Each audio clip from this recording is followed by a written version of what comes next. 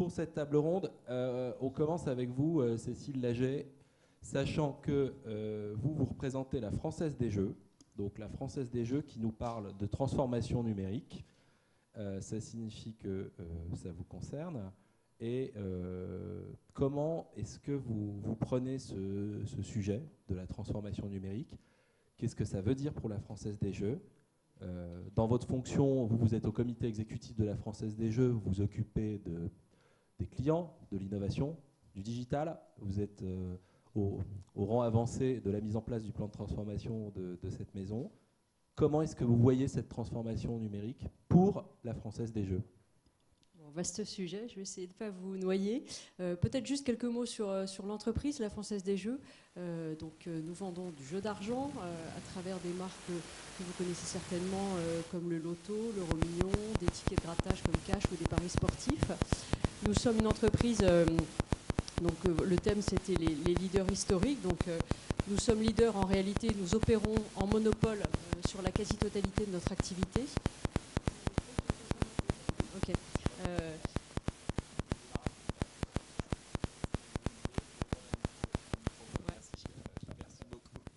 Voilà, nous sommes en monopole en fait sur tous les jeux de loterie et les paris sportifs en réseau.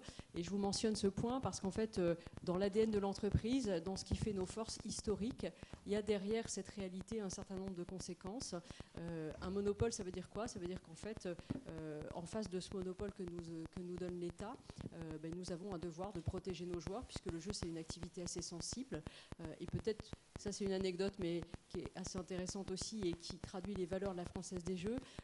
Nous sommes les héritiers de la Loterie nationale, qui a été créée au siècle dernier, et à l'origine pour répondre en fait aux besoins financiers des blessés de la face, des invalides de guerre, etc.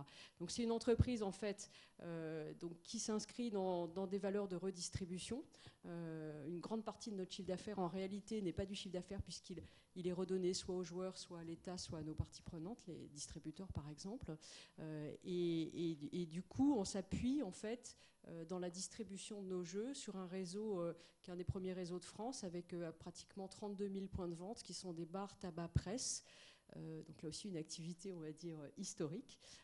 Et c'est vrai qu'un des enjeux de notre transformation numérique sur laquelle je vais sans doute revenir un petit peu plus tard, c'est justement d'embarquer toutes nos parties prenantes et notamment ce réseau de bars, tabac, presse qui n'est pas spécialement le plus ancré dans la révolution numérique en cours. Alors ça c'est un point parce que tout à l'heure on avait notamment Jean-Luc Bella pour Alcatel et Systématique qui nous parlait de la désintermédiation. Et ce qui est intéressant dans l'histoire de votre projet stratégique des années qui viennent, c'est que votre idée, c'est d'emmener le numérique dans le réseau physique et de surtout pas modifier le réseau physique pour augmenter le réseau numérique. Enfin, si j'essaye de résumer. Non, mais on peut dire ça. En fait, la réalité qui se cache derrière ça, c'est qu'aujourd'hui, plus de 90% de l'activité est distribuée dans ce fameux réseau physique. Donc, en réalité, dire qu'on veut transformer ou numériser l'entreprise, ça n'a de sens que si on embarque en effet cette activité dans les points de vente physiques. Alors, peut-être deux mots sur ce plan stratégique que nous avons engagé. En fait, face à ce monde qui bouge et dont vous avez, j'imagine, parlé tout l'après-midi, nous, on s'est vraiment dit qu'une des conséquences pour nous en tant qu'entreprise, c'était que le client prenait le pouvoir. Donc pourquoi est-ce qu'on dit ça? Parce qu'à travers en fait, la connexion finalement non-stop partout, à tout moment, le client détient une masse d'infos qui le rend par exemple presque plus professionnel qu'un commerçant en face de lui, qui lui permet de promouvoir ou de critiquer avec beaucoup de force sur les réseaux sociaux, puisqu'on a 32 millions de personnes sur les réseaux sociaux, un produit ou une marque qu'il aime ou au contraire qu'il n'aime pas. Et puis ça permet effectivement de bousculer complètement des modèles économiques. Ça, j'imagine que Alexandre Molla en parlera beaucoup mieux que moi tout à l'heure.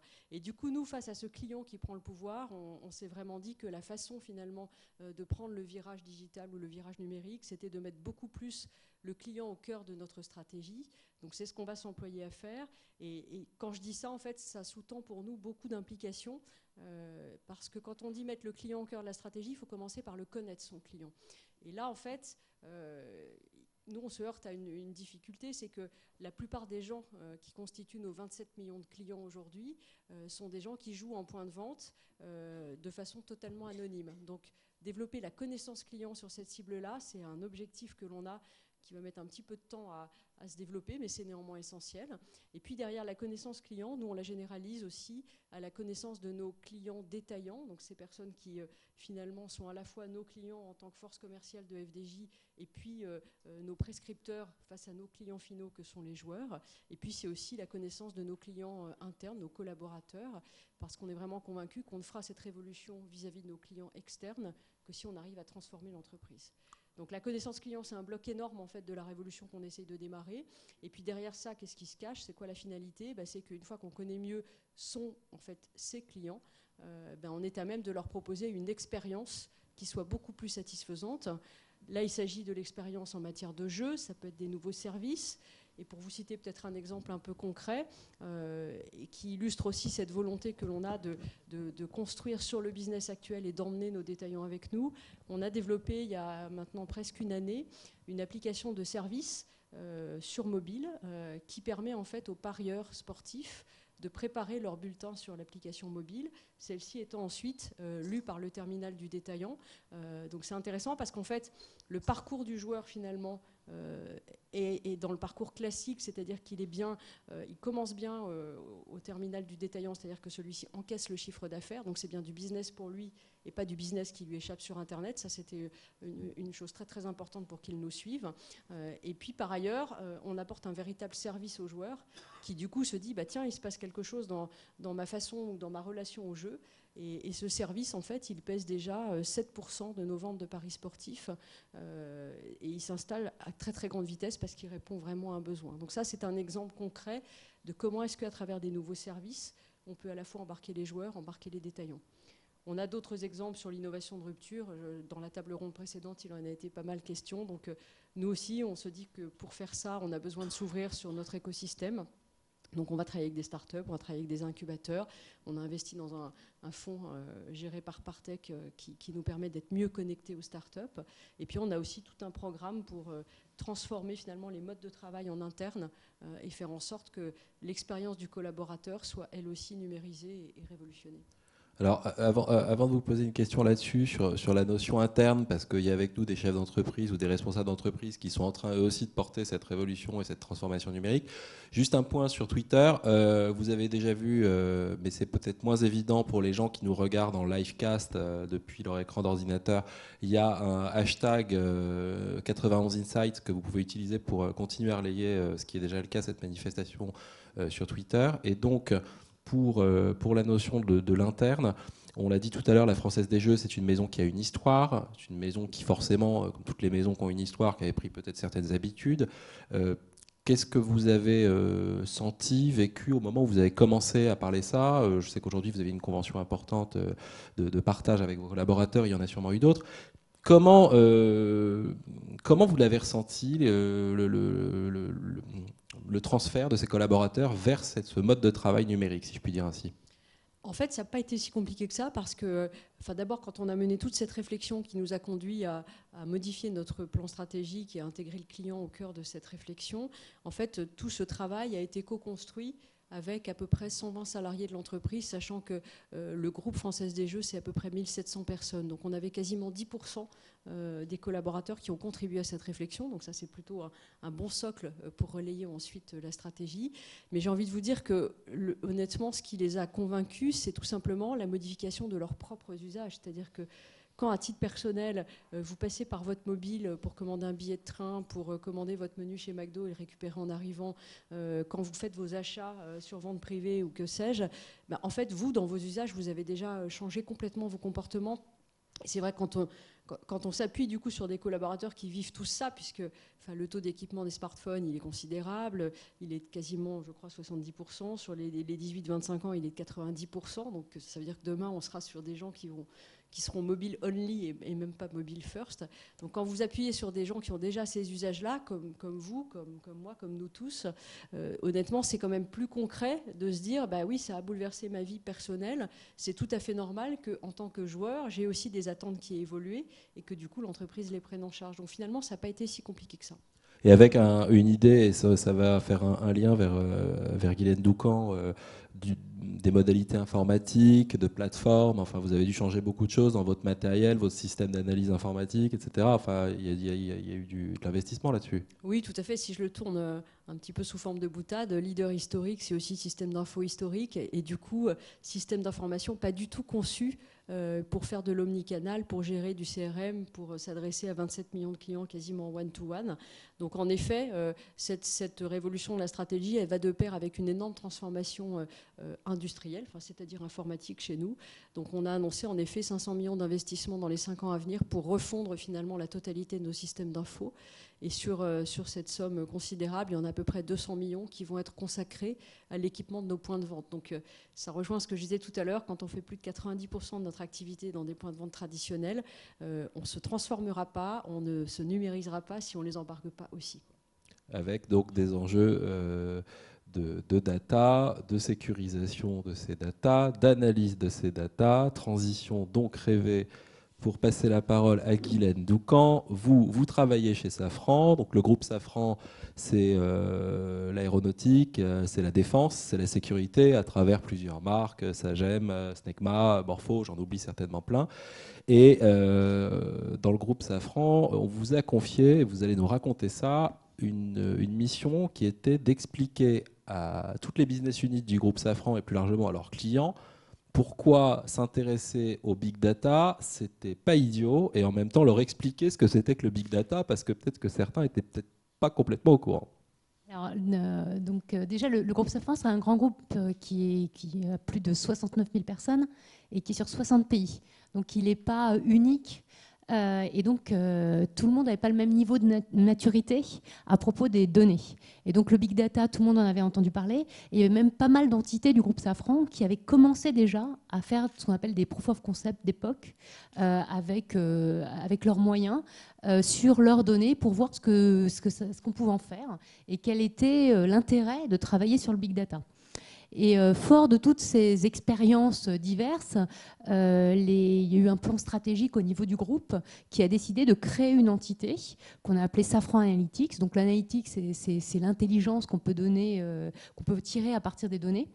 Et donc qui a été créée au 1er janvier de 2015, et donc, dont j'ai pris la tête. Et donc qui a pour vocation première de créer de la valeur à partir des données. Alors c'est la mission très générique et vous verrez qu'il y a un fort enjeu de digitalisation derrière. Il y a 2 axes de travail. Il y a d'abord les processus internes en fait. Et c'est le premier axe peut-être le plus... celui qu'on imagine le moins, mais parce qu'on parle beaucoup du digital dans la relation avec les clients. Mais c'est celui qui est peut-être le plus important pour le quotidien des gens et pour avoir l'adhésion en interne de tous nos collaborateurs. C'est de dire effectivement, comme vous l'avez dit, nos collaborateurs, ils ont une vie personnelle et dans leur vie personnelle, ils ont une tablette, ils ont des smartphones et ils ont l'habitude de travailler avec certains outils qui sont très ergonomiques et avec lesquels ils ont des facilités d'accès à une masse d'informations qui est extraordinaire.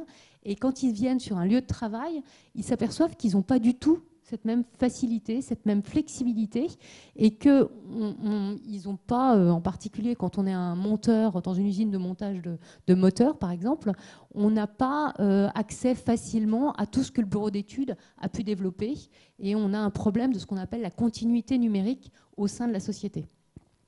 Donc les gens ont envie de voir tout de suite dans leur concret, dans leur quotidien, un changement. Et c'est vrai que quelquefois, quand on parle du digital, on se dit qu'il y a de l'anxiété, que ça génère de l'anxiété pour les salariés. Mais en même temps, quand on leur parle de leur poste de travail et qu'on leur apporte des nouveaux outils qui vont améliorer leur confort de travail, ils s'y retrouvent. Ils sont vraiment, on ne sent pas d'opposition. Donc, on travaille sur ce premier axe qui est l'amélioration des processus internes, créer de la valeur à partir de sur ces processus-là. Et donc, on peut travailler dans des usines, on a travaillé sur des taux de rebut, réduction de taux de rebut, amélioration de réduction de non-qualité. Et puis, le deuxième axe, c'est effectivement l'axe client. C'est-à-dire mieux connaître nos clients. Et c'est vraiment quelque chose d'extrêmement important parce qu'on ne peut pas penser à la place du client. On ne peut pas faire le produit idéal à la place du client. Et le client, il va être de plus en plus également diversifié. C'est-à-dire qu'on avait, je vais prendre l'exemple d'un moteur, on fait des moteurs pas très loin d'ici, des moteurs d'avion chez Snecma à Corbeil, dans l'usine de Corbeil. Aujourd'hui, on fabrique 100% des moteurs des 737, des Boeing 737 et la moitié des moteurs des A320 sont à peu près les mêmes produits, quoi, pour toutes ces flottes. Pour 75% des moyens courriers, vous avez à peu près le même produit, un produit très très similaire. Or, on s'aperçoit que ces produits ne sont pas utilisés de la même façon. Donc, il faut absolument être capable de connaître l'usage que font nos clients de nos produits, les conditions d'usage et la satisfaction ou les insatisfactions de nos clients par rapport à cet usage pour pouvoir être capable d'améliorer nos produits et de proposer d'autres services éventuellement pour aller plus loin dans notre collaboration. Je crois, notamment, vous avez partagé, quand on a préparé cette table ronde, vous avez partagé la notion de douleur normale de l'utilisateur qui m'a fait beaucoup rire, ouais. à partir d'un exemple de captation d'expérience nocturne par vidéo. Vous pouvez nous raconter cet exemple? En fait, on a développé, chez Snecma, on a développé ce qu'on appelle un atelier innovation service avec un Fab Lab service. Je crois que c'est le premier Fab Lab service d'Europe, où les gens arrivent avec une idée et de service. Et on construit le service. On construit vraiment le service avec eux. Et dans cet atelier innovation service, on a des ergonomes, on a des spécialistes de l'expérience utilisateur, des UX designers, on appelle ça. Et on a proposé à une compagnie aérienne qui a accepté de faire cette expérience avec nous, une compagnie aérienne donc pilote, de venir chez eux pendant qu'ils faisaient la maintenance d'un avion. Donc ils font la maintenance de leurs avions le soir. Et donc on leur a dit, on va être un peu passager clandestin, on va filmer tout ce que vous faites. Et puis on va rien dire, on va vraiment se faire petite souris. Juste, on va être là et puis on va tout filmer. Et puis après, on va regarder ces films et on va vous faire un petit peu présenter nos conclusions sur ce qu'on a vu. Et donc la soirée s'est très bien passée, on a tout filmé et puis on a analysé tout ce qui s'est passé. Et on leur a posé des questions et on leur a dit, est-ce qu'il y a des choses qui vous gênent, qui sont mal passées pendant cette soirée, pendant cette maintenance? Ils nous ont dit non, c'était business as usual, c'était plutôt bien d'ailleurs, il n'y a pas eu de gros problèmes particuliers, mais on leur a dit, mais vous vous rendez compte qu'en quelques heures, vous, monsieur, vous vous êtes logué 5 fois sur votre micro? Vous avez dû 5 fois vous re-signer. Est-ce que ça ne vous gêne pas? Bon non, j'ai pris l'habitude. Voilà. Et c'est ce qu'on appelle des customer pains, des douleurs du client qui ne sont même pas ressenties par le client parce que par habitude, on ne s'en rend plus compte. Et quand on fait des études de clients et qu'on se centre vraiment sur nos clients, quand on essaye de mieux les connaître, on arrive à identifier, et surtout quand on est de l'extérieur, parce que quand on est dans le bain, c'est terrible, on arrive à identifier ces douleurs clients qui ne sont même pas ressenties, parce que vous pourriez faire des sondages, ils ne vous diraient pas, ils ne vous signaleraient même pas ce genre de choses. Les clients ne sont même pas capables de prendre ce recul-là et de se dire, nous-mêmes d'ailleurs, dans notre vie au quotidien, il y a des choses qu'on supporte, dont on ne se rend même plus compte. Et si quelqu'un vient, nous apporte un produit qui élimine toutes ces douleurs qu'on a avec le temps acceptées, on va attribuer une énorme valeur à ça. Et ça, je pense que c'est quelque chose qu'on peut s'appliquer à nous tous, dans tous nos métiers, c'est de se demander où est la douleur client qu'on n'a pas vue et comment on peut y mettre fin ou au moins l'atténuer le plus rapidement possible, parce que ça va probablement être ça une vraie clé d'accélération pour notre business. Donc je pense que c'est très intéressant de le voir chez Safran et je pense que ça nous touche tous. Continuez à poser des questions, c'est pas parce qu'on veut pas les prendre qu'on les passe pas maintenant, c'est parce qu'on va finir le tour de table ronde, on va les poser après. Donc surtout continuez d'alimenter les questions, j'en vois déjà qui sont arrivés, 06 06 08 44 00. Et Alexandre Mola, je passe à vous parce que on est évidemment toujours très heureux de recevoir un des plus grands cas d'école maintenant de start-up. Vous avez donné lieu à une création de vocabulaire puisque maintenant on ubérise tout. Donc ça c'est une première chose. Ne comptez pas sur moi pour donner une définition parce que j'en ai oui. pas. Je crois qu'effectivement c'est compliqué. Et aujourd'hui, on peut regarder, si vous en êtes d'accord avec vous, comment vous parlez aussi, un peu comme la Française des Jeux d'ailleurs, de cette coexistence entre le réseau numérique, le réseau physique et le business model qui va faire que tout ça va fonctionner, puisque Uber s'applique aussi à un réseau physique extrêmement évidemment important. Et un peu plus tard, on parlera éventuellement de la définition de la création de valeur qui doit intéresser beaucoup de monde pour une start-up qui aujourd'hui vaut beaucoup d'argent. Mais dans un premier temps, aujourd'hui, voilà, comment vous définissez cette alliance numérique-physique et comment vous voyez les choses? Alors, c'est vrai que c'est assez marrant parce que tout le monde nous parle de voilà, vous êtes une start-up. Et oui, c'est vrai, Uber aujourd'hui, c'est quoi? C'est une application qui permet de mettre en relation d'un côté, enfin deux types d'utilisateurs en fait. D'un côté, des chauffeurs professionnels en France et de l'autre, des utilisateurs. Donc c'est une plateforme numérique, c'est une application. Donc on est vraiment en plein dans le digital. Ça a été créé dans la Silicon Valley. Maintenant, derrière, on est presque dans l'industrie lourde. Parce qu'on a des milliers de chauffeurs. En fait, dans le monde, on a des centaines de milliers de chauffeurs qui travaillent avec nous, ce sont nos partenaires. Et du coup, on voit bien qu'on a, un peu comme la Française des Jeux, cette alliance entre d'un côté, effectivement, du tout numérique. On est vraiment dans le numérique. On parlait de smartphone. Oui, aujourd'hui, les gens peuvent commander une voiture. Il n'y a pas qu'Uber qui le fait. Maintenant, il y a d'autres personnes qui le font, d'autres acteurs, grâce à un smartphone en quelques clics. Mais derrière, il y a toute cette infrastructure presque industrielle. Et surtout, il y a un usage fondamental. Il y a un besoin fondamental de l'être humain qui est celui de se déplacer d'un point A à un point B.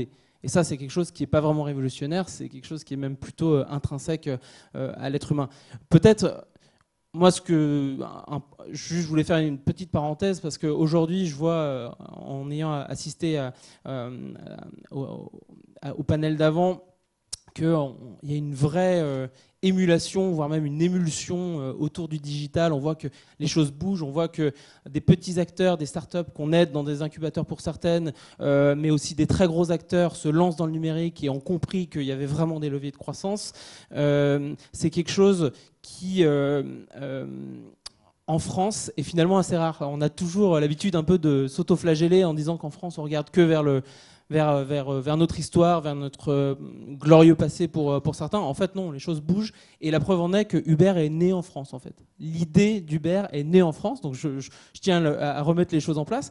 C'est simplement en décembre 2008, conférence Le Web, Travis Kalanick cherche un taxi. À l'époque, il n'y avait que des taxis. Il neige un petit peu. On est un petit peu en dehors de Paris. C'est très difficile de trouver un véhicule.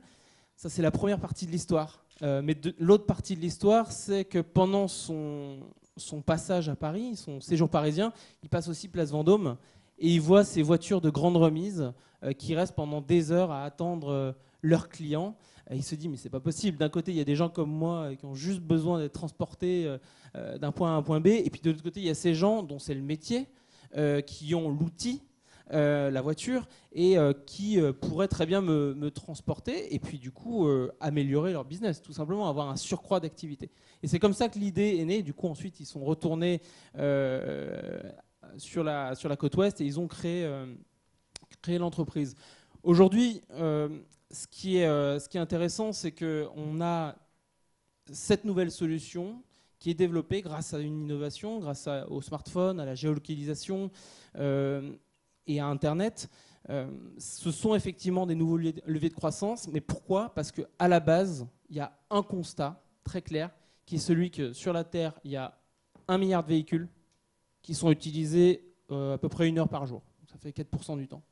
Et donc toute l'idée de la digitalisation de l'économie, c'est d'améliorer le rendement, l'utilisation en fait de l'actif existant. Donc c'est valable pour Uber avec les véhicules et avec des professionnels dont c'est le métier, mais c'est aussi valable pour Airbnb qui va permettre de mettre en lien d'un côté des gens qui ont un bien immobilier et de l'autre des gens qui pourraient en faire bon usage. Donc je pense que c'est vraiment là aussi que le digital peut apporter des solutions et des leviers de croissance, c'est arriver à faire, et on l'a vu dans de nombreux exemples aujourd'hui, c'est arriver à mieux mettre en relation les gens, à mieux développer l'efficacité de cette mise en relation, en fait, de ces nouvelles places de marché, qui sont simplement des places de marché existantes, mais améliorées et digitalisées.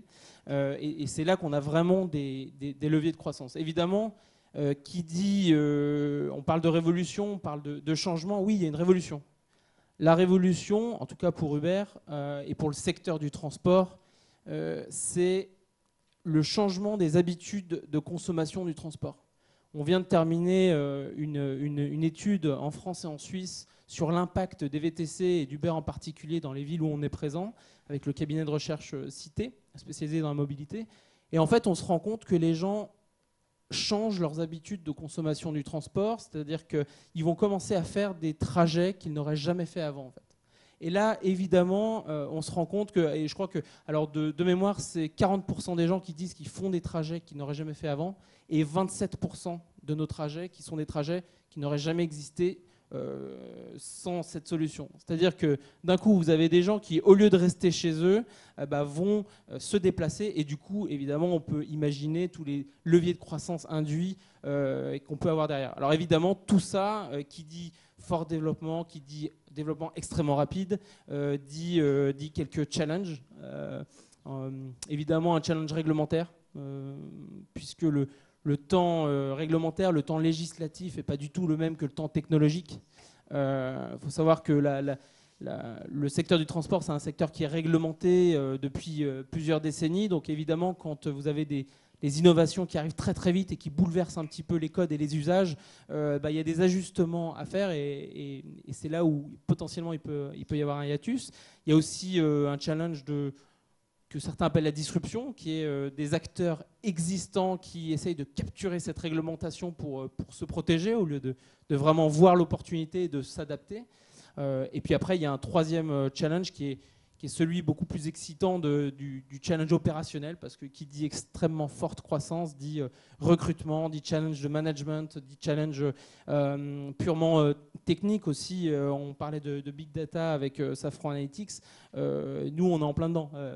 Notre valeur ajoutée, on va parler de ça juste maintenant, c'est aussi la manière dont on arrive à utiliser notre connaissance de ce qui se passe sur notre plateforme pour la rendre encore plus efficiente. Alors, sur l'aspect réglementaire, un petit point qui vous fera peut-être sourire, ou pas d'ailleurs, qui était dans un journal, pour ne pas le nommer, c'est Libération, qui avait fait un numéro spécial numérique le 9 novembre 2015, pour ceux que ça intéresse. Et il y avait une citation de l'entourage d'Emmanuel Macron, entre guillemets, « On ne doit pas tuer les entreprises disruptives comme Uber, mais donner au secteur traditionnel les outils pour concurrencer ces nouveaux acteurs ». Bon, voilà, on peut comprendre ça comme on veut, mais voilà, c'est une façon aussi de voir comment la puissance publique peut interpréter cette irruption disruptive, si je puis dire. Il y a une autre question de la salle qui est comment recrute-t-on chez Uber ? Est-ce qu'on recrute chez Uber différemment de chez des entreprises centenaires, ou en tout cas, est-ce qu'on recrute vraiment différemment, ou est-ce que finalement, maintenant que c'est industriel, c'est pareil ? Comment... Alors, c'est marrant parce que je me suis dit cette question va tomber quand je l'ai entendue tout à l'heure dans le panel précédent. Donc, en fait, ce qui est extrêmement intéressant, c'est que là aussi, tout va très très vite, tout évolue très vite. Pour vous donner une idée, moi je suis arrivé il y a 2 ans et demi chez Uber. En France, on était 5. On était dans un bureau de 60 mètres carrés. Aujourd'hui, on est 70, on a 2600 mètres carrés. Et je peux vous garantir que l'an prochain, on sera peut-être 150 ou 200. Donc, évidemment, la manière dont on fonctionne, la manière dont on interagit, notre structure d'équipe évolue très, très vite. Au niveau mondial, d'ailleurs, c'est pareil. Hein, on était 300 à l'époque. Maintenant, on est plus de 5000. Donc, le recrutement aussi évolue. Et c'est-à-dire qu'au début, quand il y a 2 ans et demi, Uber, je ne savais même pas ce que c'était, quoi. Enfin, j'avais même pas entendu parler du mot, je ne savais pas ce que c'était, je ne savais pas ce qu'il faisait, je ne connaissais même pas les VTC. Et en fait, comment ça s'est passé ? C'est un camarade de promotion qui, quelques mois avant, avait rejoint l'entreprise et que j'ai rencontré parce qu'il cherchait quelqu'un d'autre. Et quand j'ai vu son sourire jusqu'aux oreilles, quand j'ai vu qu'il était plongé dans l'opérationnel, qu'il était passionné par ce qu'il faisait, je me suis dit, je vais peut-être gratter, il y a peut-être quelque chose à faire. Donc ça, c'était finalement le côté extrêmement start-up, on se débrouille et on essaye de trouver des gens qui vont être passionnés et qui ont compris, qui ont intégré la vision développée par la start-up. Aujourd'hui, on a évidemment développé des fonctions de recrutement au sein même de notre équipe, donc qui reçoivent les CV parce qu'on a énormément d'inbound, évidemment, puisqu'on a été extrêmement médiatisé en plus ces derniers mois, donc on a beaucoup de gens qui souhaitent nous rejoindre.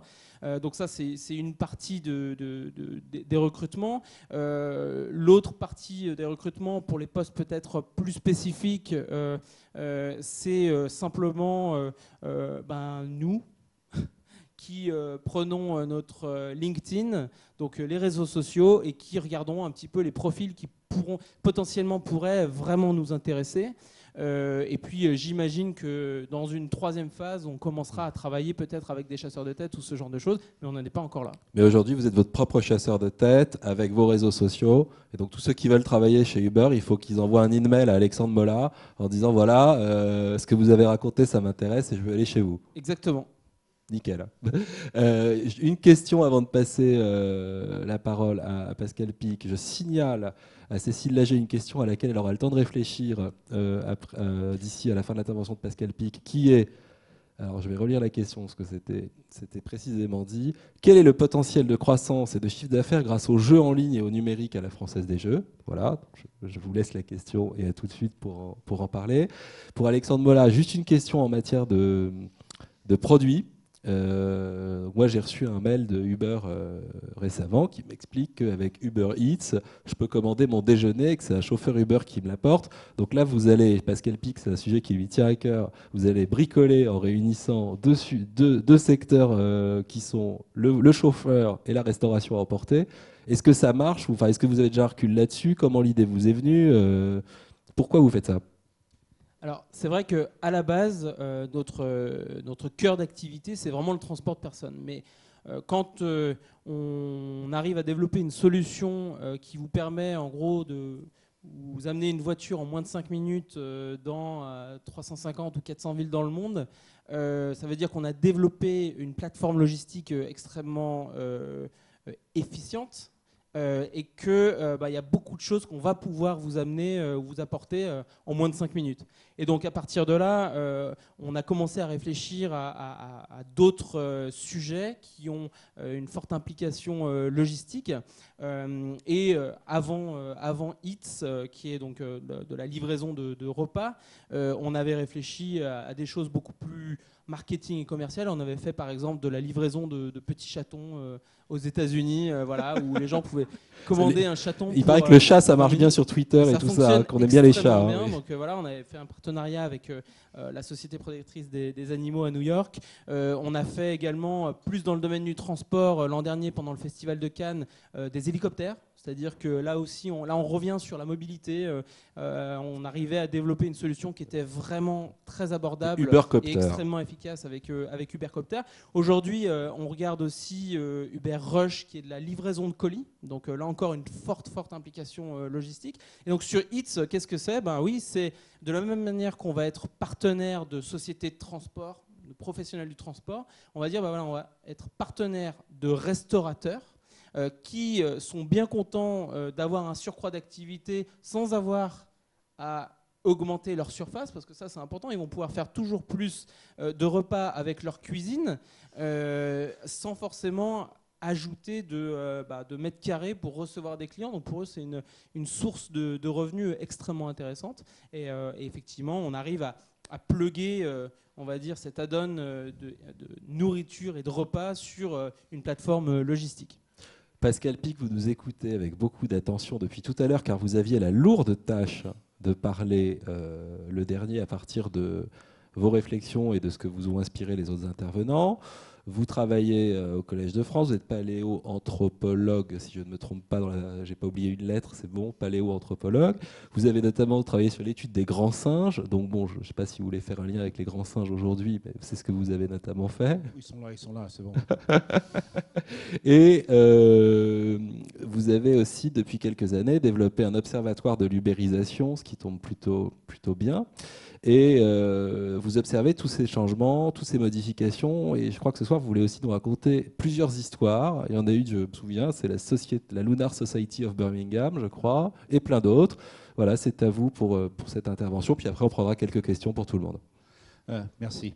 Oui, alors en fait, ça fait plus de 15 ans que j'interviens beaucoup dans le monde économique et social, où j'accompagne aussi des stratégies d'innovation. Et c'est pas moi qui ai eu l'idée au départ, parce qu'évidemment, l'idée d'aller chercher un paléanthropologue, donc ça c'est les fossiles, en plus il connaît les grands singes, c'est pas le business model le plus moderne, hein, c'est pas Uber, ni ce que vous faites là. Alors en fait, tout ça part de beaucoup de confusion. C'est qu'en définitive, c'était dit tout à l'heure par Madame Luciani Boyer, elle a parlé de Darwin. En gros, ce qu'il faut comprendre, c'est que nous vivons une période aujourd'hui qui est l'articulation de ce que je fais. D'un côté, un monde du passé, donc ça c'est la paléontologie, et puis un monde qui est en train de changer, donc parce que les théories de l'évolution, c'est aussi, ce qui est beaucoup moins connu, la manière dont se fait le changement, et donc l'adaptation et l'innovation. Alors l'intérêt des théories de l'évolution, c'est qu'elles sont conceptualisées depuis bien avant ces maîtres mots d'aujourd'hui d'innovation qui sont jetés un petit peu comme ça de toutes les façons, et d'ailleurs c'est un travail qu'on est en train de faire pour dire aux gens, attendez, vous parlez d'innovation, mais quel type d'innovation et quels sont les processus qui sont derrière? Parce que là-dessus, il y a beaucoup de confusion, c'est le moins qu'on puisse dire. Alors, ce qui se passe aujourd'hui, alors c'est pas moi qui ai créé cet observatoire de l'ubérisation de la société, c'est l'initiative de chefs d'entreprise, Denis Jacquet, que je cite, et il s'est installé il y a à peine 3 semaines, et c'est de regarder, de témoigner de ce qui se passe dans le monde des entreprises, mais aussi de la société. Parce que c'était très bien dit tout à l'heure, on est vraiment dans un monde très darwinien. C'est quoi Darwin? Darwin, c'est de dire que vous avez des variations, vous avez des nouvelles choses qui émergent, sans qu'on sache vraiment pourquoi. D'ailleurs, on ne sait pas pourquoi, la plupart du temps, même si c'est contraint. Et puis derrière, il y a des facteurs de sélection. Ça a été très bien dit d'ailleurs par Mme Luciani Boyer tout à l'heure. Ce sont les usages qui sélectionnent. Seulement, longtemps, on avait oublié l'importance de cela. Alors, lors de la première table ronde, parce que je suis arrivé assez tôt quand même, ça m'intéressait toute cette histoire, tous ces panels, un monsieur a dit, monsieur qui s'occupait d'ailleurs de la numérisation dans l'Essonne, il disait, oui, on ne sait pas trop ce qui se passe, il y a des gens qui nous disent que ça change, mais on nous donne des modèles, on ne sait pas trop. Il a dit, c'était le nom de Schumpeter. Alors, en fait, ce qu'il faut bien savoir, c'est que dans les sociétés humaines, il n'y a que les sociétés humaines. On n'a pas ça chez les grands sages. Il n'y a que dans les sociétés humaines où, à un moment donné, vous avez des personnes qu'on appelle des inventeurs. Donc des gens qui vont inventer de nouveaux produits, de nouveaux procédés. Parce que l'innovation, ce n'est pas que les outils ou les objets. On en parle parce que c'est tangible, mais l'innovation est dans tous les domaines. Et ça reste grosso modo de l'invention. Donc c'est là, c'est dans le laboratoire, c'est dans les idées. Voilà.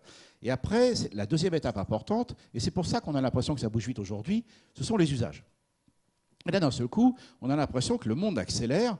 Oui, le monde accélère, mais en fait, les technologies souvent étaient là avant. Les technologies ou les inventions en question.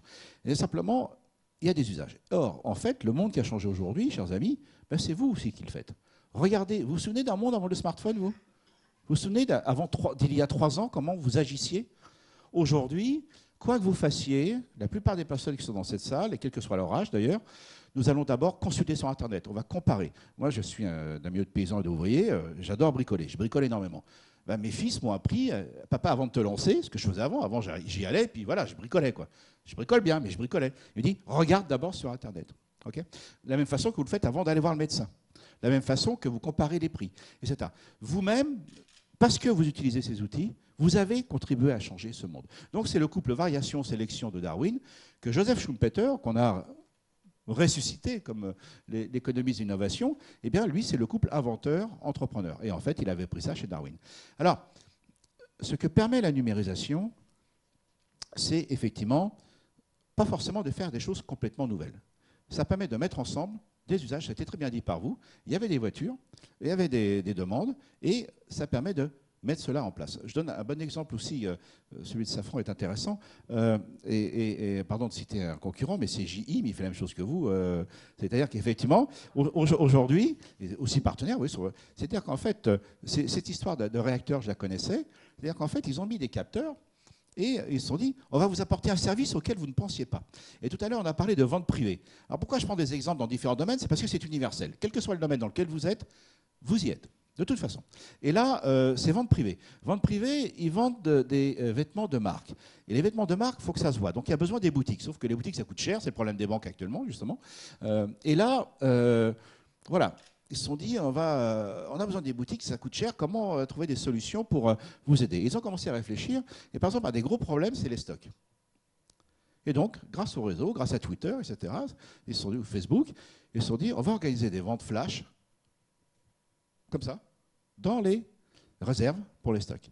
Et donc, en fait, ça permet d'abord de faire de nouvelles façons du commerce, mais aussi d'apporter des services auxquels même l'économie dite classique, entre guillemets, n'avait pas les moyens de penser. Donc, c'est une vraie évolution, et l'évolution, ce n'est pas se débarrasser de tout et de faire tout de nouveau. Il ne s'agit pas de ça. C'est d'apporter de nouvelles façons de faire les choses. Ce qui change aussi d'une manière considérable, et on l'a vu. On sort d'un modèle de société, mais ça y est, c'est dépassé. Je peux vous dire, franchement, 2015, c'est la charnière. Tout ce qu'on a entendu aujourd'hui, avec Y de la BNP Paribas, ça s'appelle Capsule chez le Crédit Agricole, ça s'appelle... Pardon ? Alors, je suis trompé, là aussi ils le font, donc je ne sais plus comment ça s'appelle chez Crédit Agricole. Ça s'appelle Pulse chez EDF, pour prendre un autre domaine. Eh bien, en fait, c'est très intéressant. Ces grandes entreprises ont compris qu'ils avaient besoin, effectivement, de mettre en place, alors on appelle ça les Fab Labs, les Darwin Labs, les cellules, tout ce que vous voudrez, mais en tout cas, la recette est universelle, et une fois de plus, elle n'est pas nouvelle. Elle n'est pas nouvelle parce que, par exemple, il y a 30 ans, lorsqu'IBM se pose la question de savoir est-ce qu'ils vont sur le marché de ce qu'on appellera l'IBM PC, donc on appelait ça l'ordinateur de bureau à l'époque, ça c'est pour les plus âgés dans cette salle, ils savent qu'ils ont des structures de validation, des protocoles qui sont beaucoup trop lourds. De la même façon, pour construire un réacteur, c'est quand même une sacrée machine. Et là, ils savent qu'ils ne peuvent pas sortir quelque chose de rapide, de nouveau. Et que font-ils? Ils isolent un petit groupe donc, de chercheurs innovants qui sont libérés des contraintes nécessaires qui sont pour les gros systèmes, et à partir de là, donc, ils vont fixer l'innovation beaucoup plus rapidement. Et c'est là qu'il faut structurer notre pensée lorsqu'on fait ça. Il y a le temps de la variation et du prototype, c'est très, très bien dit, d'ailleurs, pour les startups. Et après, les grosses structures, elles les développent. Et ce qui est nouveau, regardez le débat qu'on a eu il n'y a pas si longtemps que ça, quand même. Le crédit impôt recherche, va-t-il aux grands groupes ou va-t-il aux PME, PMI? La bonne décision a été qu'on prend la carte de l'innovation et c'était les PME, PMI. Mais les PME, PMI ou TPE, le vrai problème, c'est le développement. Et donc, ce que permettent ces nouveaux outils, ces nouvelles façons de faire, c'est de mettre ensemble des stratégies qui, semble-t-il, s'opposaient. Or, elles ne s'opposaient pas du tout. C'est-à-dire qu'ils ne savaient pas les mettre ensemble. Or, aujourd'hui, des grands groupes, on ne met pas des gens des grands groupes dans les startups parce qu'on ne sait pas faire, mais c'est comment ils sont capables de faire de la coévolution. On a beaucoup parlé d'écosystème, et la clé de l'écosystème, mesdames et messieurs, c'est la coévolution. C'est-à-dire qu'en fait, dans un écosystème, les différentes entités, les différentes espèces, vous, c'est les entreprises, et c'est ça qui se structure actuellement, c'est chacun, on s'apporte des choses, mais si j'apporte quelque chose à Safran, je ne vais pas demander à Safran qu'il me le rapporte. Vous allez peut-être faire un truc avec Uber va faire avec vous quelque chose, Madame Française des Jeux, et moi, ça me reviendra d'une manière ou d'une autre. Et ça, ce n'est pas de la tarte à la crème pour écolo, post-68 art, qui n'a toujours pas compris Rousseau. C'est le mécanisme, c'est-à-dire un écosystème ne peut fonctionner que s'il y a des services qui sont rendus entre les partenaires. Alors, il y en a aussi qui utilisent un petit peu le truc, donc soyons très clairs. Ce n'est pas un monde non plus complètement indemne d'exploitation. Mais au bout d'un moment, ça finit toujours par s'éliminer. Et pour vous donner un exemple, et ça c'est important pour l'Essonne, n'oublions pas que nous sommes ici à l'échelle justement régionale ou d'une ville, et c'est vraiment l'échelle pour faire ce genre de choses, c'est créer des écosystèmes, évidemment avec l'idée qu'il faut installer de la coévolution. Parce que sinon, ça s'appelle Sophia Antipolis. Le sénateur Laffitte avait une très belle idée il y a plus de 30 ans maintenant, mais qu'est-ce qui s'est passé? Il n'y avait pas de culture entrepreneuriale, il n'y avait pas de mise en réseau, donc des entreprises se sont mises là, il n'est pas sorti grand-chose, que je sache, de Sophia Antipolis. Parce qu'il n'y avait pas justement cette coévolution, l'idée de collaborer dans les différentes entités et leur façon de faire. Et ça, c'est extrêmement important d'instiller cette idée-là, et je vais vous donner un exemple qui va peut-être vous surprendre. Avant la soi-disant fin des dinosaures, les dinosaures n'ont pas disparu, je vous rassure, vous allez en manger à Noël, ça s'appelle un chapon. Un chapon et un tyrannosaure, c'est foutu pareil, mais pour le châtrage et la cuisine, ce n'est pas la même technique. Mais les dinosaures n'ont pas disparu, ça s'appelle les oiseaux, c'est foutu pareil. Donc ils ramassent un gros météorite, c'est les gros dinosaures qui ont disparu. Par contre, il y a toutes les lignées qui s'est déployées, c'est les PME, PMI, c'est les TPE, les startups, ça s'appelle les oiseaux. Les oiseaux se sont déployés grâce à ce bouleversement. Et derrière cela, que se passe-t-il? On rentre vraiment dans des écosystèmes dans lesquels il y a des échanges de services gratuits. Alors les espèces ne se disent pas, par exemple une abeille, je vais butiner ce matin pour faire plaisir à la plante pour qu'elle puisse se reproduire. Elle s'en fout complètement. Elle, ce qu'elle veut, c'est du pollen. Okay. Ensuite, la fleur devient un fruit, qui passe, c'est les singes qui bouffent les fruits, mais ils vont distribuer les graines et les noyaux avec leurs fesses, qu'on appelle le caca. Mais ils ne font pas caca tous les 3 mètres, ils s'en foutent. Ils se baladent. Simplement, ils rendent un service. Voilà, c'est ça qui est important. Eh bien, mesdames et messieurs, à partir du moment où on a eu des insectes butineurs ou des oiseaux, comme les oiseaux-mouches ou certaines chauves-souris, et à partir du moment où on a eu des animaux, des mammifères, notamment les singes, qui mangent les fruits, qui les distribuent, la biodiversité a été multipliée par 10. La biodiversité a été multipliée par 10, avec des espèces de toutes les tailles, donc les entreprises de toutes les tailles. Donc ce n'est pas que l'analogie forcée, ce sont exactement les mêmes mécanismes. C'est ça qu'il faut bien comprendre. Et à partir de là, donc, de fait, les écosystèmes sont beaucoup plus résilients, beaucoup plus innovants, et ils résistent beaucoup mieux à un intrus qui viendrait donc s'installer comme cela. Donc tout ça, c'est très intéressant. L'idée pour moi n'est pas du tout de forcer des modèles évolutifs pour les mettre dans le champ de l'entreprise. Et je vais conclure sur la question qui m'était posée en premier, parce que tout ça, mesdames et messieurs, ça part d'un même groupe de personnes, il y a 200 ans, que tout le monde avait oublié, et qui s'appelle la Société lunaire. Alors, rien à voir avec Elisabeth Tessier, je vous le dis tout de suite, c'est qu'en fait, ils avaient décidé, et voilà la recette de l'innovation, chers amis. D'abord, un groupe d'hommes, il y avait peu de femmes à l'époque, qui se réunissent une fois par mois. Une bonne bouffe, de base. Pourquoi? Parce qu'on est bien et on va échanger des idées. C'est de là. C'est pour ça qu'on parle de convivialité dans les Darwin Labs, on met des questions avec des œnologues, des artistes, parfois des paléanthropologues. C'est amener les personnes à sortir un petit peu du registre dans lequel ils sont habitués à être. Donc on les décale physiquement, c'est important. Ça, c'est Darwin Lab, etc. On ne les fait pas dans la grande structure. Hein. Ce que fait Air Liquide, par exemple, le High Lab de Air Liquide, il n'est pas dans une structure. Il est au centre de Paris. Donc premièrement, on est bien, on a du temps, convivialité. Deuxièmement, on a une vision partagée dans l'idée du progrès, qu'on fait quelque chose ensemble. Ça, c'est essentiel. À l'époque, c'était les Lumières. Hein. Demain, ce que ce sera, je ne sais pas. La chose importante, c'est que ces gens-là s'appellent Erasmus Darwin, le grand-père de Charles Darwin. Certainement l'homme le plus important du XVIIIe siècle. On l'avait oublié à cause du petit-fils. Avec Matthew Boulton et James Watt. C'est-à-dire qu'en 1784, quand ils inventent le régulateur sur la machine de Papin, c'est la révolution industrielle. Josiah Wedgwood, l'inventeur du marketing, le grand-père maternel de Charles Darwin. Priestley, qui va isoler l'oxygène, et ça va servir évidemment. Alors attendez, Priestley isole l'oxygène, Lavoisier va le prendre, et le père l'Erasmus Darwin, qui est un médecin, il dit « Ah mais ça me donne une idée », et c'est lui qui a l'idée de se dire « Tiens, il ne faut pas couper le cordon ombilical du nouveau-né trop tôt, parce que sinon, il ne bénéficie pas de l'apport de sa mère. En tout cas, c'est trop brutal. » Donc vous voyez, quel rapport entre un mec qui connaît Lavoisier, l'autre qui isole l'oxygène pour des raisons dans l'industrie, et voilà, ben, c'est ça, les pseudo-bricolages. C'est-à-dire qu'en fait, lorsqu'on a des gens qui sont dans la diversité, c'est la clé de l'innovation dans un monde qui change et on ne sait pas où on va, c'est la diversité. Et ces gens-là, ils vont tout simplement créer la révolution industrielle.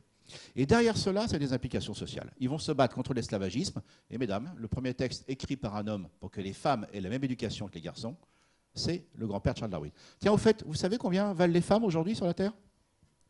Vous avez vu l'enquête du cabinet McKinsey qui date d'un mois, personne ne l'a vu. Mesdames et messieurs, si, non pas l'égalité, parce que là, il y a encore du boulot, mais si on appliquait les meilleures méthodes d'équité que l'on connaît dans le monde actuellement, donc des exemples concrets, en 10 ans, le PIB mondial, la richesse mondiale augmenterait, et je ne me trompe pas, c'est 10 puissance 15, d'1 million de milliards de dollars. La discrimination, c'est nier ce que peut apporter la diversité, et ça nous coûte extrêmement cher. La discrimination, c'est ce qui coûte le plus cher à nos sociétés. Donc, ouvrons intelligemment cela, parce qu'on voit bien qu'aujourd'hui, tous les exemples qu'on a eus, c'était des gens qui étaient dans différents domaines, qui parlent ensemble, qui échangent des procédés. On ne vient pas chercher des recettes, on vient chercher des processus. Et quand des gens me disent « on a inventé un laboratoire pour faire l'innovation de rupture », je dis « attends mon coco, ça tu le sauras après ». Par contre, ce qu'il faut mettre, c'est en place le procédé. L'innovation de rupture, c'est quelque chose auquel on ne s'attend pas. Alors, il y en a qui parlent de sérendipité, l'innovation par hasard. Mais mon œil, le résultat n'est pas attendu.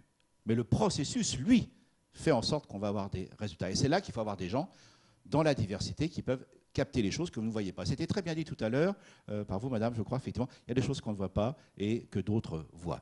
Et c'est ça. Et là, aujourd'hui, pour terminer, Nous sommes vraiment, mesdames et messieurs, dans un changement de société. Ce n'est pas 2025, c'est 2020. Et ce qui est très intéressant, c'est qu'on est déjà rentré dans un monde que vous et moi, vous contribuez à modifier. Alors Uber se voit beaucoup mieux, parce qu'évidemment, ils ont même fait maintenant l'objet d'un néologisme. C'est quand même extraordinaire, quand même, hein, Uberisation. C'est quand même formidable. Donc ça montre bien que c'est là.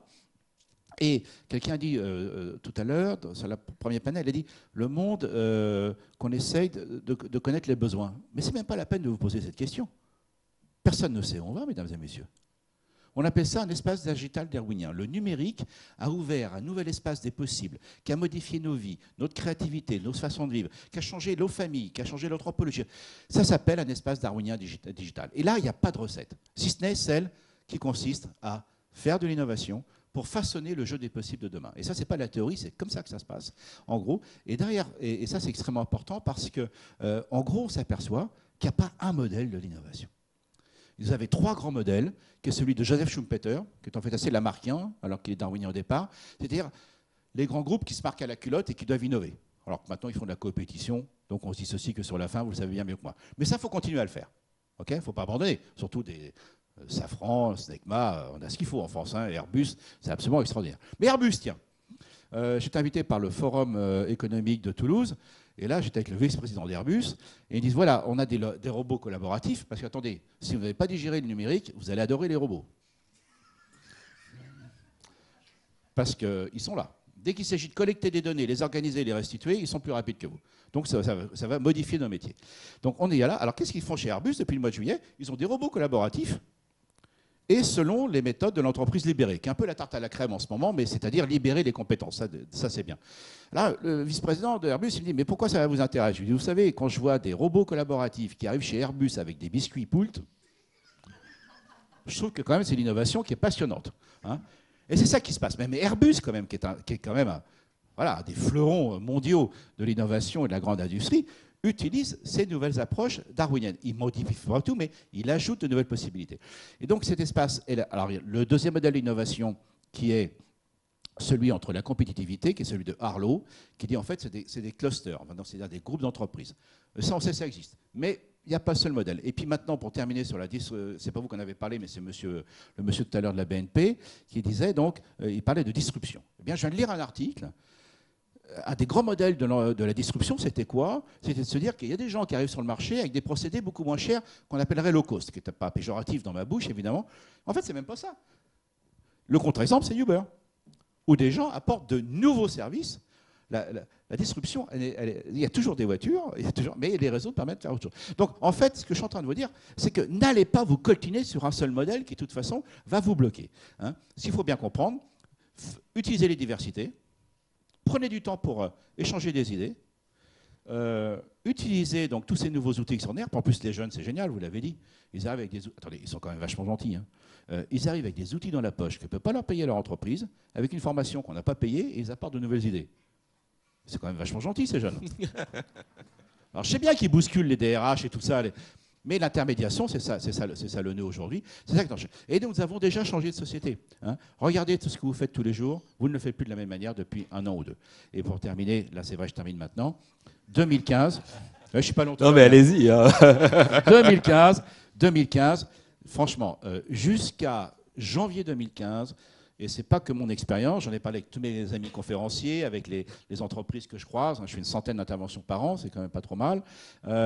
Jusqu'en janvier 2015, ils étaient toujours sur que se passe-t-il? Quel est le constat? Quelles sont les choses qui sont en train de changer? Depuis septembre, on est qu'est-ce qu'on fait? Qu'est-ce qu'on fait? Et c'est ce qu'on fait aujourd'hui. Et c'est pour ça que ce monde est déjà en train de changer. Et je trouve ça absolument formidable que toutes les CCI, d'ailleurs, fassent ce genre de réunion et que des gens viennent. Et ça, c'est formidable. Je vous rassure, il y a un temps de questions et on va vous reposer des questions après. Hein. Ah, vous êtes sûr? Parce que oui, je suis. Non, si, promis. Ah, je me sentais frustré. Alors. Pour Cécile Laget, c'était une question intéressante sur la Française des Jeux parce que bon, évidemment, on a bien compris que le réseau physique, il est là, il est important pour plein de raisons parce que voilà, on peut pas quand même. Les buralistes sont déjà un petit peu énervés sur d'autres sujets, puis ils sont importants et puis les gens aiment bien. Enfin, il y a toute une question de réseau social réel là-dedans. Mais là, il y a une question qui dit. Et la Française des Jeux, qu'est-ce qu'elle attend en termes de chiffre d'affaires, en termes de progression, en termes de résultats des jeux en ligne, pour le coup? En fait, pour nous, ce n'est pas vraiment une question, parce qu'en fait, je l'ai expliqué tout à l'heure, les usages qui bougent, en fait, ils bougent, ils modifient tous les comportements, et donc ils vont avoir une influence sur la façon de jouer de tous nos joueurs. Donc en réalité, nous, ce qu'on cherche, c'est pas qu'ils jouent tous sur mobile ou sur Internet, sachant qu'en fait, petite parenthèse, mais pour jouer chez nous sur des canaux numériques, c'est un petit peu plus compliqué qu'en point de vente, parce que là, pour le coup, vous devez vous inscrire, parce qu'on doit vérifier votre majorité, ce que fait en one-to-one un détaillant et ce que derrière un ordinateur, on est bien obligé de faire par le contrôle de votre pièce. Donc en fait, cette inscription, c'est un peu une barrière pour nous sur le numérique. Et du coup, on n'a pas du tout envie que nos 27 millions de joueurs, enfin on aurait très envie, mais ce ne serait pas réaliste, se transportent quelque part sur les canaux numériques. Et puis on n'a pas envie non plus de siphonner le business de nos détaillants. Donc du coup, certes, on a des objectifs sur les canaux numériques. Mais franchement, ce n'est pas ça le plus important. Pour nous, le plus important, c'est en 2020, quelle sera la part totale de notre chiffre d'affaires qui, à un moment donné, aura transité par un outil numérique, un smartphone, pour apporter soit un jeu, soit une expérience de jeu, soit un service. Dans l'exemple que je citais tout à l'heure de l'application sur les paris sportifs, typiquement, le chiffre d'affaires qui est fait par ce nouveau parcours joueur, nous, on considère que c'est un chiffre d'affaires, entre guillemets, numérisé. Et du coup, je réponds enfin à votre question. Aujourd'hui, on est à un petit peu moins de 5% de chiffre d'affaires numérisé. Le chiffre d'affaires purement numérique, il est un petit peu plus faible que ça. Et notre ambition en 2020, c'est d'être à 20%. Donc c'est de faire x4. Une question relativement au secteur du transport dont parlait Alexandre tout à l'heure, dont on voit bien qu'il est en expansion continue. Il y a de plus en plus de besoins, de plus en plus de besoins pour avoir de plus en plus de voitures, de chauffeurs. Est-ce que vous observez de votre poste d'observation, ce qu'elle veut dire, sur ce marché du jeu en ligne? On sait qu'il y a des années, il y a eu plein d'histoires réglementaires là-dessus. On libérait le marché, on a vu arriver des entreprises par dizaines qui proposaient du poker en ligne et plein de trucs en ligne. Est-ce que vous avez l'impression que ce marché a eu cette dynamique ou moins, ce qui expliquerait aussi le pari de la continuité du réseau physique chez vous? En fait, c'est vrai que tout le monde à l'époque s'imaginait que tout allait être déporté sur les canaux numériques. Objectivement, ça n'a pas été du tout le cas. Ce qui a été ouvert en termes de jeux en ligne, c'était 3 segments. C'était le poker, les paris hippiques et les paris sportifs. Donc nous, à la Française des Jeux, on n'opère que sur les paris sportifs. C'est le secteur que je connais le mieux, donc je vais m'appuyer sur celui-ci. On avait typiquement à l'époque une très très forte crainte de nos détaillants qui commercialisent aussi du pari sportif en point de vente et qui nous ont dit « Oh là là, vous y allez, ça va être catastrophique, on va perdre tout notre chiffre d'affaires, etc. » En fait, il s'est passé exactement le contraire. C'est-à-dire que finalement, grâce à l'ouverture des jeux en ligne, il se trouve que la réglementation a permis aussi des opportunités pour le pari sportif en point de vente, notamment en termes de ce que l'on appelle chez nous le taux de retour aux joueurs, c'est-à-dire sur 100 € misés, la part des gains sur ces 100 €. Donc on peut aller jusqu'à 85 € sur le pari sportif, c'était 75 avant l'ouverture. Donc finalement, les modalités réglementaires de l'ouverture du jeu en ligne ont finalement plutôt bénéficié au jeu en point de vente. Alors le jeu en ligne, il n'est pas mort du tout, mais c'est vrai que sur les 3 segments qui ont démarré il y a 5 ans, aujourd'hui, celui qui se porte le mieux, c'est celui du pari sportif, parce qu'en fait, tout simplement, c'est une activité qui a le vent en poupe, avec notamment des grandes compétitions sportives qui sont de plus en plus relayées et qui font venir pas mal de jeunes parieurs sur le sujet. Donc c'est pas parce qu'on dérégule que ça crée forcément un nouveau marché hyper dynamique, etc. Ça dépend aussi du besoin réel des gens et de ce qui se passe. Ouais, enfin, ça a l'air évident, en l'occurrence, c'est vrai que l'ouverture a plutôt dynamisé au global le marché du pari sportif. Très clair. Et merci beaucoup. Et pour Guylaine Doucan, il y a une autre question. Parce qu'en fait, les gens sont très attentifs. Donc, ils posent après des questions sur les résultats dont vous nous avez en partie parlé. Quel impact en matière de partage et de protection des données? Alors ça peut même être une question mixte pour vous et pour Alexandre, et puis ça aurait pu en être une pour Cécile Laget aussi, parce que finalement, voilà, qu'est-ce que ça fait en matière de partage à l'intérieur comme à l'extérieur des entreprises? Et puis il y a cette question en face et de protection des données. Pour moi, c'est un peu contradictoire. On partage d'un côté, on protège de l'autre. Alors pour vous déjà dans les data chez Safran. D'abord, il existe des réglementations déjà. Par exemple, quand on parle de données, quand on met des capteurs, on en parlait sur des moteurs, les données, toutes les données qui viennent d'un avion appartiennent à la compagnie aérienne. D'accord ? Donc il faut avoir l'accord de la compagnie aérienne. Vous pensez bien que cet accord, il n'est pas gratuit. Il n'est pas forcément payant, mais en tout cas, il se paye en service. C'est-à-dire qu'on dit, on vous met des capteurs, on récupère de l'information, on va vous en faire un service qui vous satisfera davantage. On va vous apporter là aussi de la valeur. On va donner un échange. C'est vraiment un échange. Et c'est comme ça que ça se monnaie, parce qu'il y a des réglementations qui existent aujourd'hui. Mais même sur nos produits, c'est-à-dire qu'aujourd'hui, on n'a pas le droit nativement, ce qui est peut-être un peu bizarre, mais de penser ça, de savoir comment nos équipements se comportent. On pourrait peut-être les améliorer plus facilement si on avait une vision globale de comment se comporte un train d'atterrissage ou un moteur en flotte. Mais ces informations, on n'y a accès que si les compagnies aériennes acceptent de nous les confier. Alors elles acceptent aussi, par exemple, pour se positionner par rapport à une flotte globale en disant est-ce que mon moteur, compte tenu de l'utilisation que j'en fais, il consomme davantage de carburant ou moins que la moyenne mondiale? Donc, si vous me donnez l'information sur la moyenne mondiale que je peux avoir que par vous, parce que vous avez le contact avec toutes les compagnies aériennes du monde, si vous me donnez cette information, moi, je vous donne mon information, elle va être anonymisée. Donc, elle va être dans la moyenne, elle va être comparée aux autres, mais personne n'aura vraiment le nom. Et donc, je vous donne cette information et puis je bénéficie en échange d'une autre information ou d'un service qui est important pour moi. Donc ça, c'est le partage et la protection des données. Après, je pense que, quand je parlais tout à l'heure de continuité numérique, c'est quelque chose qui me tient beaucoup à cœur parce que je pense qu'on a beaucoup de fournisseurs qui sont des PME. Hein. Dans l'aéronautique, il y a beaucoup de petites sociétés traditionnelles. On parlait beaucoup des startups, mais il y a beaucoup aussi le tissu industriel français est fait de pas mal de sociétés qui travaillent avec l'aéronautique. Et c'est aussi ces sociétés qu'on essaye d'embarquer avec nous parce qu'on a besoin aussi qu'elles se digitalisent pour pouvoir récupérer des informations pour la traçabilité des produits, des matériaux utilisés, de la façon dont ça a été fait. Parce que dès qu'on a un problème sur un avion, il faut qu'on puisse revenir à la source.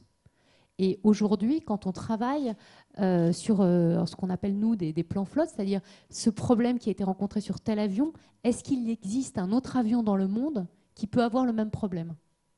C'est très, très important pour nous de pouvoir regarder ça. Et donc, on a besoin de la coopération de tout notre réseau de fournisseurs pour savoir quel a été le parcours de cette pièce. Et c'est pour ça qu'on a besoin de les embarquer dans cette digitalisation. Merci. Même question pour Alexandre. En fait, la confidentialité de la donnée, de la data, et après j'en ai une autre sur Pascal Pic sur un sujet, je suis sûr que ça va lui plaire beaucoup. Sur cette confidentialité, vous, un client Uber, on sait beaucoup de choses sur lui, on sait où il va, à quelle heure il en vient, à quelle heure il y va, etc. etc. Comment vous prenez ce sujet de la confiance? Et aussi, vous m'aviez donné un exemple quand on s'était parlé pour préparer ça, sur la confiance avec l'exemple d'Airbnb, de cet appartement qui avait brûlé dès le début. Enfin voilà, ce sujet général de la confiance dans le numérique. Alors déjà sur les data, il faut savoir que oui, Uber, on a énormément de data et même beaucoup plus que beaucoup de scientifiques aimeraient en avoir. Et je me souviens, il y a quelques mois, j'ai fait une conférence à Bordeaux où il y avait un scientifique qui essayait d'expliquer comment ils arrivaient à illustrer des mouvements de population au sein d'un département ou d'une région en essayant de trianguler leur position grâce à leur téléphone. Et en fait, en regardant sa présentation, je me disais, ouais, en fait, en quelques clics, je peux avoir absolument tout ça. Et donc, je me disais, voilà, on arrive à un niveau de données qui est extrêmement précis, extrêmement intéressant. Maintenant, il y a une réglementation, comme on l'a dit, qui est extrêmement stricte. Donc là-dessus, voilà, il n'y a pas à tergiverser. Et surtout, il n'y a surtout pas à outrepasser cette réglementation. La deuxième chose, c'est qu'à partir du moment où il y a une réglementation, en interne comme en externe, nous, on est obligé de mettre en place des processus de contrôle extrêmement stricts. Donc pour éviter qu'il y ait le moindre problème. Donc ça, c'est notre responsabilité en tant qu'entreprise.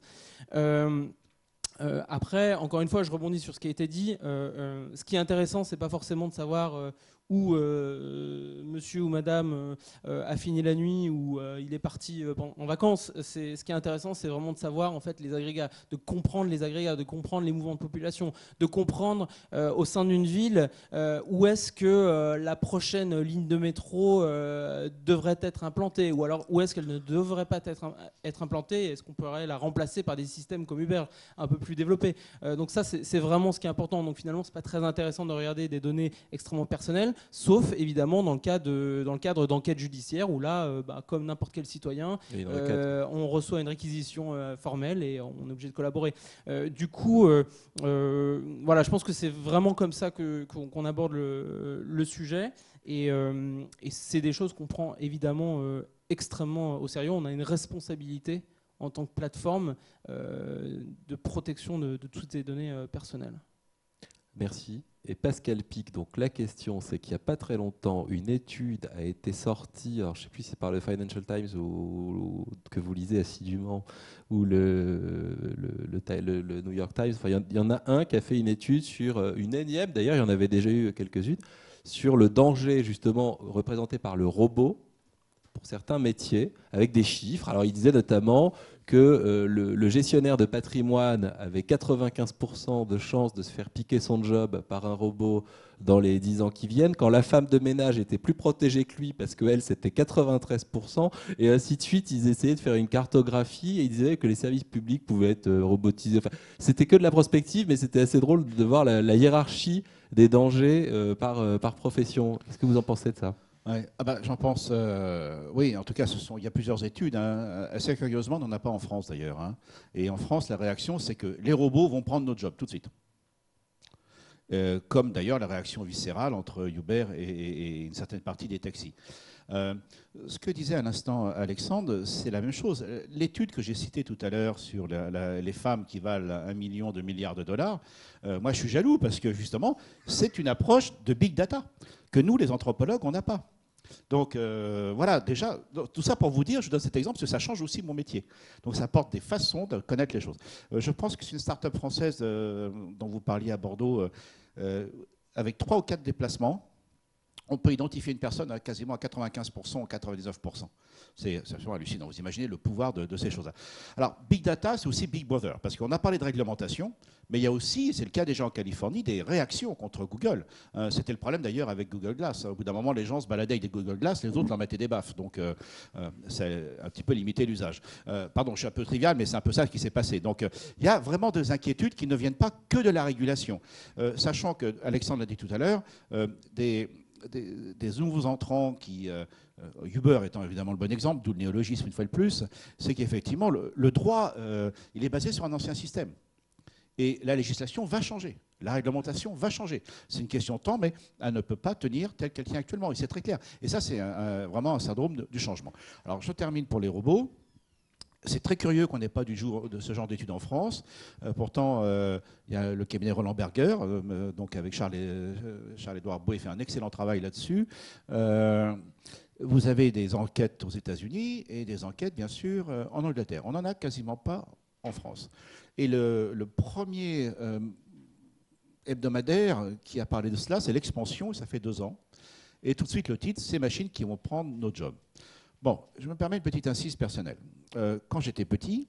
Alors pardon, en quelques mots, parce qu'on me fait Non, mais quand j'étais petit, mes parents étaient maraîchers. Oui. 50% de la population française était agricole. Aujourd'hui, je vis en Picardie. Mon paysan, John Deere utilise des systèmes connectés. C'est-à-dire, mon paysan, maintenant, il ne touche plus la terre. Il peut être chez lui, avec son joystick, avec son tracteur connecté. Il peut mettre la graine au millimètre près. Et en plus de ça, ces machines sont connectées directement avec les autres machines. On a des systèmes de systèmes. Donc tout ça, c'est pour dire que c'est partout. La médecine, vous allez beaucoup aimer aussi. Achetez-vous à Noël des montres connectées, vous allez voir, vos assurances vont adorer. Donc, on y est. C'est nous qui faisons le choix. Et donc, ce qui est en train de changer, et c'est un vrai débat aujourd'hui, est-ce que c'est IA, c'est-à-dire intelligence artificielle, ou AI, intelligence augmentée? Ce qui est très clair, c'est que beaucoup de métiers dans lesquels, effectivement, on a des tâches de production, etc. Les robots, c'est acquis depuis 30 ans. Ça fait 40 ans, il n'y a pas de souci. Par contre, ce qui surprend, on appelle ça le paradoxe de Moravec, et il y a peut-être des gens ici qui sont des grandes écoles, ils vont bientôt s'inquiéter à Saclay, là. Il faut savoir que les robots ou les machines font plus facilement des choses complexes que des choses simples. J'explique. C'est plus facile pour une machine de vous battre aux échecs que de jouer au foot. On a vu la dernière compétition, la DARPA, qui est donc le département de la recherche américaine, avec des robots qui conduisent des bagnoles. Ça, ils savent faire. Merci Google Car. Par contre, un robot qui marche, qui fait 3 pas, qui ouvre une porte, qui prend un escalier, il se casse tous la gueule.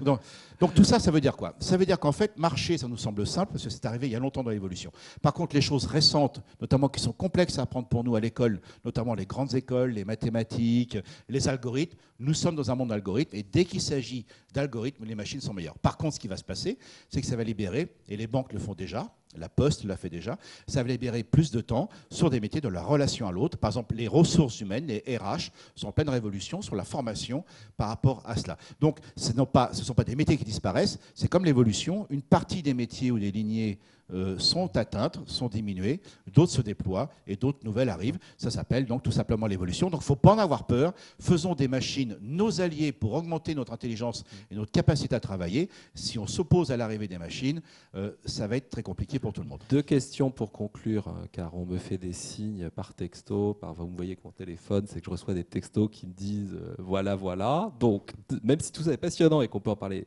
longtemps, 2 questions. Une pour Alexandre Mola et une à partager entre Cécile Laget et Guylaine Doucan, parce qu'elle peut être commune. Donc, pour vous deux, la question c'est, je vais commencer après par Alexandre pour vous laisser y penser un petit peu, parce qu'Alexandre, la réponse, il me l'a donnée. Alexandre, la réponse, il me l'avait donnée au téléphone quand on en a parlé. Mais c'est quel est le bilan de cette entre guillemets révolution culturelle amorcée depuis presque un an chez vous, depuis quelques mois chez vous? Quel est le premier bilan et qu'est-ce que vous voyez à modifier, à améliorer, à accélérer? Donc, je reviens vers vous juste après. Et Alexandre, donc la question avec le robot, c'est bien sûr, on vous l'a posé plein de fois, j'imagine, quand est-ce que vous robotisez vos voitures pour plus avoir à payer des chauffeurs? C'est ça votre prochain mouvement? Alors c'est évidemment une question extrêmement d'actualité. On voit qu'on a de plus en plus d'acteurs. Au début, il y avait juste Google. Nous, c'est vrai qu'on suit le sujet de très très près également. Maintenant, il y a tous les grands constructeurs qui regardent ça et qui ont un pied qui ont un pied là-dedans dans le futur qui est en fait aujourd'hui déjà. Effectivement, quand on regarde le coût du transport aujourd'hui, pourquoi il y a une telle différence entre les taxis ou les VTC et le métro? C'est tout simplement que dans le métro, il y a des énormes investissements, mais en fait, il n'y a qu'un seul conducteur pour transporter des centaines de personnes à chaque fois. Alors que quand vous êtes dans une voiture, c'est un conducteur avec en moyenne 1,8 personnes. Donc évidemment, le jour où on arrive, et ça représente la majeure partie du coût du transport. Donc à partir du moment où on arrive à développer une technologie où on peut avoir confiance dans ces systèmes, on parlait de confiance tout à l'heure, c'est vraiment la clé du succès des plateformes, alors oui, peut-être qu'on va pouvoir libérer à nouveau tous ces gens qui étaient derrière des véhicules, qui peut-être vont faire autre chose. Peut-être que demain, quand vous allez prendre un Uber à Shanghai ou à New York, vous allez prendre une option où il y aura quelqu'un dans la voiture qui ne sera pas forcément un chauffeur, mais qui sera peut-être un guide touristique ou qui sera un traducteur ou quoi que ce soit. Donc ça va libérer des nouvelles opportunités. Et là, je reviens sur le sujet de la confiance. C'est vrai qu'on parle de big data et les gens ont un peu peur. On voit certains pays où les gens ont vraiment peur de mettre leur carte dans un système, quel qu'il soit. Et du coup, l'idée, c'est de leur dire, mais que la voiture soit conduite par un robot toute seule ou par un conducteur, vous devez avoir confiance dans tout ce système, que ce soit pour la protection de vos données, que ce soit pour votre protection aussi en cas d'accident, que ce soit pour votre protection en cas de petits pépins, parce qu'on parle des gros problèmes, mais qu'est-ce qui se passe si je me rends compte à la fin de ma course que le trajet a été un petit peu, on va dire, inefficient? Oui, si j'ai l'opportunité d'envoyer un petit message au service client qui me dit effectivement, il y a eu un détour, c'est pas normal, vous êtes remboursé. On va développer petit à petit la confiance, en fait. C'est le système de notation aussi qui va permettre ça. Donc, aux entreprises, aux plateformes, d'arriver à mettre en place tous les systèmes, que ce soit en amont, pour nous, c'est dans le recrutement des chauffeurs, dans le contrôle des véhicules, ce genre de choses, et en aval aussi dans le traitement de tous les retours clients, à nous de mettre en place tous ces processus pour vraiment développer une confiance extrêmement forte dans les plateformes et demain dans des plateformes où il y aura peut-être de moins en moins d'humains. Merci beaucoup. Alors dans cette table ronde, vous l'aurez remarqué, parfaitement paritaire, on parlait tout à l'heure, à l'exception de l'animateur, mais sinon parfaitement paritaire. Je vous propose de laisser les derniers mots à Guylaine Doucan puis Cécile Laget sur ces enseignements de votre transformation en cours sur tous ces sujets. Moi, je pense qu'il faut, moi j'insisterai sur le fait que les gens sont très preneurs de la digitalisation. Vraiment, étonnamment, les gens sont très preneurs. Et moi, j'en suis ravie, c'est-à-dire qu'ils voient vraiment des opportunités. Par contre, il y a un changement culturel à mener. Parce que le changement culturel, c'est le changement culturel de la coopération. On en a beaucoup parlé. Il faut partager ces données. Or, dans une grande entreprise, je n'espère pas vous dévoiler un secret, il y a quand même pas mal de silos. On en parlait tout à l'heure dans la précédente table ronde, je crois. Il y a quand même beaucoup de silos. Et on a l'impression souvent que l'information, les données, c'est un peu le pouvoir. Si je partage tout avec tout le monde, qu'est-ce qui va me rester? Et donc, il y a un changement culturel. Et là aussi, on revient au système de la confiance, à la valeur confiance. C'est-à-dire qu'il faut dire, il faut se penser autrement. Quelle est ma valeur ajoutée? Est-ce que ma valeur ajoutée, c'est de garder sous le tapis des données ou garder dans mon coin, dans mon micro des données, ou bien c'est de les partager et de se dire que la vraie valeur de la donnée, c'est quand elle est corrélée avec d'autres données qui viennent d'autres horizons pour créer quelque chose de nouveau. Et ça, c'est vraiment un changement culturel qu'on est en train de mener. Merci beaucoup.